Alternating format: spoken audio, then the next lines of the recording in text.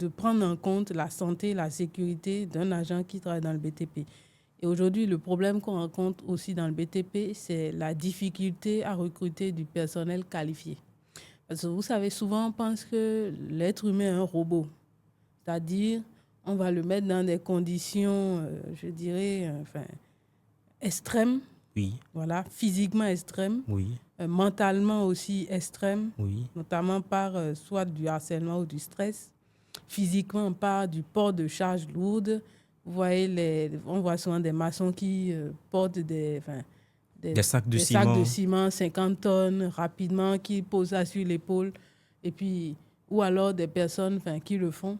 Mais c'est en fait la répétitivité. Oui. Ouais, si par exemple, moi ou vous, on se lève et on se dit, bon, on va prendre 1 kilo, un sac de ciment de 50 kilos. Oui. Une fois, ça va.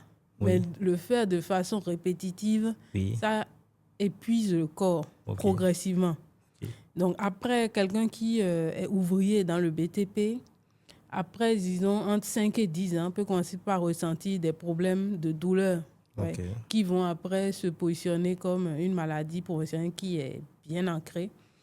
Et cette personne-là ne pourra plus exécuter le travail. Donc, qu'est-ce qui se passe? L'entreprise le sort du système pour inaptitude au poste. Vous voyez, ça arrive tout le temps.